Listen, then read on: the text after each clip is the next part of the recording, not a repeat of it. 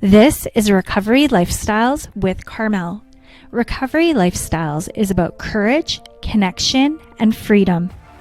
These are stories from men and women who have had the courage to be vulnerable and share how they have overcome addiction and mental health. We connect on Recovery Lifestyles as a way to let others know that they are not alone. On today's show, I'll be speaking with Daniella Park, who has 13 years of sobriety. Daniella runs a community called Doing It Sober, which is also a gift shop for 12-steppers to shop for recovery medallions, gifts, and jewelry, all created by Daniella and her passion for creating art. Daniella is also an author, currently working on her memoir, but also co-authored 2 bestsellers called The One Thing That Changed Everything and The Heart of Recovery. Hey, Daniella! Hi, Carmela.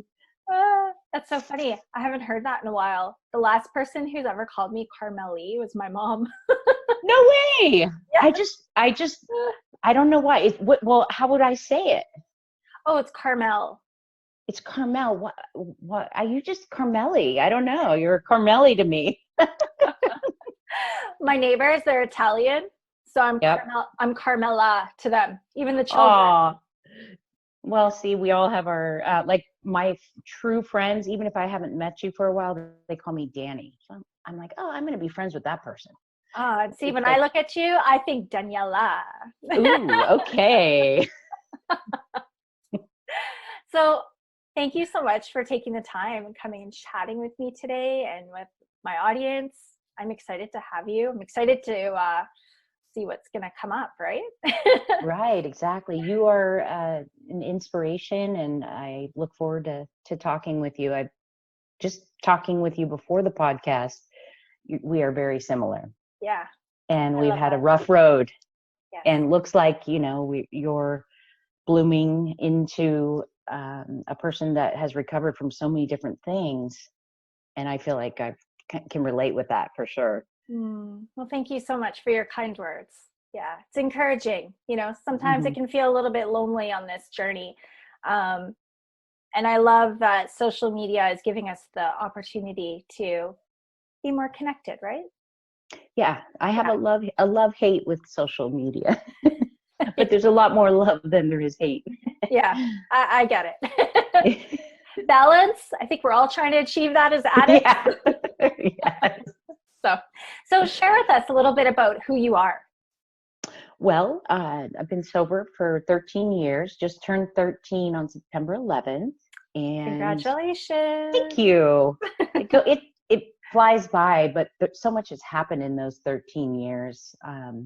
You never would imagine in your wildest dreams some of the things that you would do after you get sober. Like, I never thought I'd become a scuba diver, or that I would have a healthy relationship and be married, that I would own a home, that I would be, helping others to save their lives. Just to be able to be sober and to give inspiration to other people has been the most fulfilling part about it. I am an artist. I love to paint and create. So I basically created a website called Doing It Sober, and it was a hobby at first. And there's so many times where I'm like, God, I am done. This is too much, because I did it all on my own. Build the website, all the SEO, the t-shirts, oh God, mistakes. Doing my own films in the garage at the 105 degrees, messing them up after 8 hours of doing them. I'm like, I'm gonna kill myself. And what am I doing these t-shirts for? Yeah. And then I would put it down.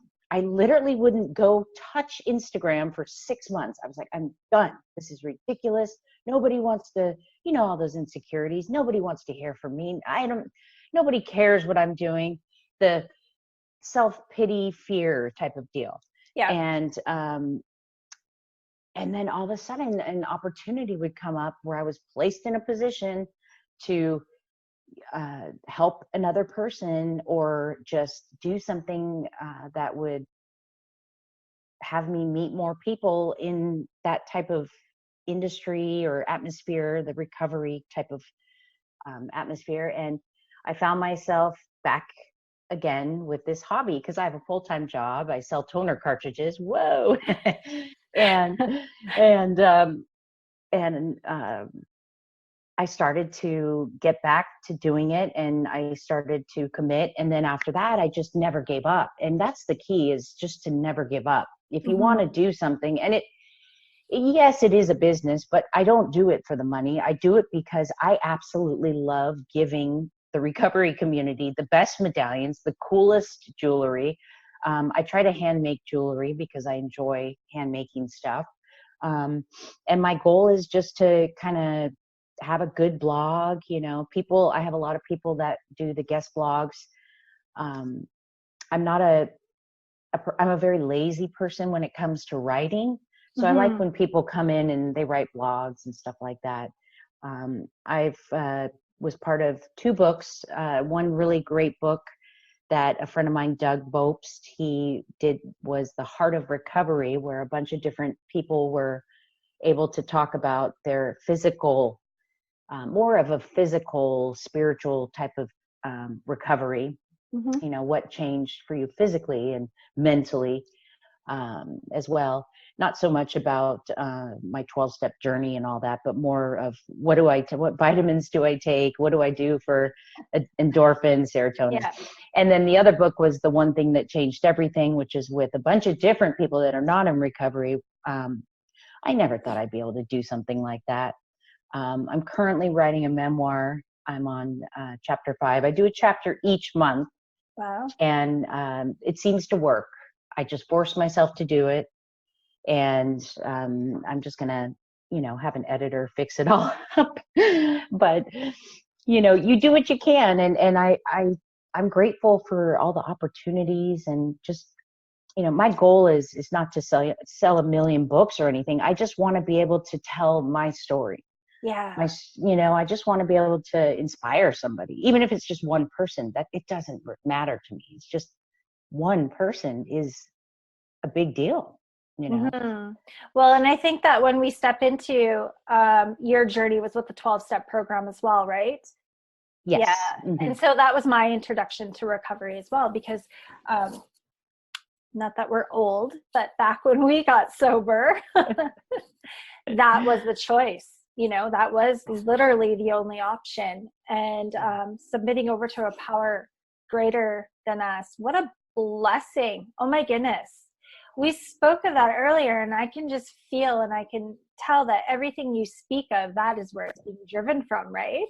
Yeah, and it is. You do have moments. I mean, I can relate to you where I'm like, what am I doing? Am I crazy? Am I crazy? Yeah. And you're like, okay, God's in control. Yeah. So, yeah. And you do. That's the best part. Yeah.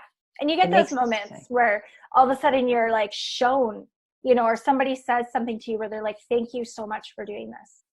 And you're like, oh, okay. That's the thing.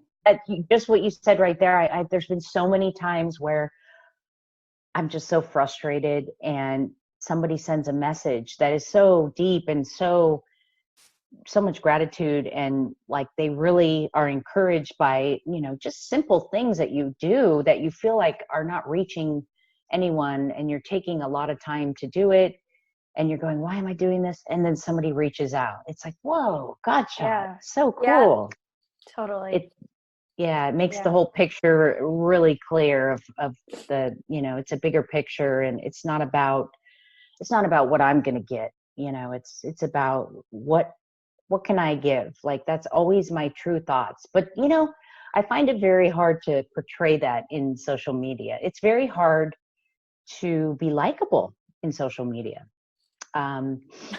Especially when you're selling a product, which sometimes people think I'm trying to make money off recovery, but, and I can see where that might touch a weird spot with somebody, but, it's a social media world, and it is great. I mean, look at us. We've never met before. We have such similar stories. We're in totally 2 different parts of the world. Yeah. And here we are, Connecting. Just recovering together. It's pretty awesome. And bringing hope, right? I mean, yeah. Again, I can just relate to everything you're saying. Especially when I started putting myself out there and talking about recovery and sobriety and a little bit about myself on a huge platform. You're like, oh my gosh, well, nobody's going to see it anyway. And then you're like, oh man, a lot of people saw it. So cool. And then again, you get that message and you're like, okay, I'm going to keep going because this one person has been helped. And that's what it's about. And I agree. I mean, we have this is like this whole perfection thing going on in social media. And so it is hard to keep up with it, right? Because, with your products that you're offering, which are coming from your heart, because you're creating them. I mean, I have to tell you, I have my eye on my 15-year medallion with the pink stones. Oh, 15 years. That's so great. So cool. So I've gone and looked at it several times. I'm like, I think this is the one I want. Oh, see, that's why it means a lot, Yeah. And for me, I go back to the basics. And Yeah. what that means to me is when I got sober, they would tell me, show up, do what you're supposed to do, and leave the results up to God. And I forget that sometimes. Mm-hmm. That simple, basic thing of, well, is nobody going to watch it? Well, that's not my business. My business is to show up and do what I am supposed to do. And the rest is not up to me, and that's where the miracles come in. And that's where the ooh, ah, God shots and, all these great things come into play that have nothing to do with my making. They just flow in naturally. And, the more that you put out, the more good that comes back. And it's a process. If you have to be patient, I'm not just talking with social media, but just life in general. Mm-hmm. A lot of people, like someone asked me yesterday, I'm 40 days sober. How long is it going to take me to feel better? And I thought, oh God, that's a tough one. It takes time, First it starts with, being self-supporting and physically getting better. And just, it's a never-ending journey. You got to remain teachable. For sure. And I mean, I can remember in the beginning, my goal was to get sober and feel better enough so that I could go use like a normal person. I really was stuck on that. Yes. And so, absolutely. And I find, and I might touch a few nerves here about the whole sober curious movement. I'm like, that's what's happening. So you want to just feel better enough so you can go use like a normal person. But what they don't recognize is that it just gets progressively worse every time you're out. Yeah. So I don't know. What are your thoughts on, if you feel called to share, what are your thoughts on the sober curious movement going on? I mean, I think I even had a podcast. I was doing something sober curious, but what does it really mean? I mean, like, I guess sober curious doesn't exist if you're a real alcoholic. You're either sober or you're not, and there is no in between. Yeah. But I'm not really sure. I don't really know how to interpret sober curious. Although I did use it on a title of a podcast. That's funny. Because people are curious about sobriety. Mm-hmm. I mean, I just find that if you're sober curious, maybe you either don't have a problem, but you want to live a better life and you want to be part of a movement, even though you may not be an alcoholic. You want to be part of a positive movement and a fellowship of people that are not drinking and using. Mm-hmm. Even if you can't relate to everything, you just choose not to drink or to do drugs because may not be because you have a problem, just because you want to be a better person. Mm-hmm. Everyone has a choice. Yes, we are addicts and we have a physical allergy to alcohol and drugs. We can't stop, but ultimately we have to put in the work to be able to stop. It's not going to happen unless we put in the work. And if somebody chooses to be sober curious and they want to be part of this big thing that we're all part of, why not? Yeah. Yeah. I think there is power even for the non-addict, who chooses to abstain for periods of times. I mean, I think there's lots of positives in it. And I mean, I'm not, okay, cool. I was just wondering, because I'll see the hashtag and I'm like, how do I feel about that? Yeah, I never really thought about it until you asked. So I'm glad you asked. Yeah, I mean, I had to be near dead and, living on my last straw to want to get sober. So it's a little bit weird for me. Yeah, it is. It is, if you think about it like that. Yeah. Pretty much. Yeah. I mean, I can even now we'll go out and I try to explain to people, like, you feel stressed and maybe you have a drink or you take a pill. Like, I don't have that option, Right. It's true. So anyway. Bastards. I'm just looking at our time here. I could just talk with you forever. It's okay. I think, I was really called and loved listening to or reading about your story of your step 2, submitting to a power greater than yourself. Would you be open to sharing that story? Sure. Well, with no God in my life, I didn't know how to do that. But for some odd reason, I was extremely willing, after almost dying, blowing my stomach lining out, and being in the hospital, having emergency surgery, getting out, and really not knowing that I was even an alcoholic or a drug addict. So I basically decided I was going to just listen to somebody else. And that person told me to pray in the morning, to pray at night, and just keep it simple. Read the big book, which I read every night, and I was amazed by the doctor's opinion. And I had a couple instances where it was literally the burning bush of a spiritual awakening. Like, I couldn't deny it. And it was so much easier for me to turn over my power to something. Even if I couldn't see it, I didn't care. I felt it. Like, it was there. And if I could say, oh my gosh, if I don't get that job, or this doesn't happen, it's not up to me. Like, I can write it on a piece of paper, throw it in the toilet, and flush the toilet and leave it. It's not up to me. Like, I can turn myself over, and everything else, the people, the places, the things, it made life so much simpler. Everything was just so much easier. And I try to keep that in mind, when I'm trying to control the situation. Just remember, I'm totally powerless of what people do, what happens, and the people, I mean, the things that are outside of me. And it's great. I'm so glad that I was able to comprehend that simple little thing. Right. That was always the control factor in my life. So I guess, as I'm looking at my time again. I'm like, we're running out of time. No problem. I don't know how much time we have. Yeah, I guess I didn't share that with you, hey?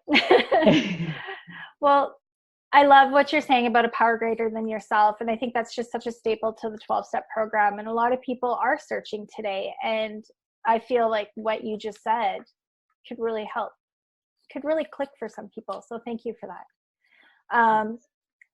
As we begin to wrap up, is there anything that is really on your heart that you feel like you'd like to share?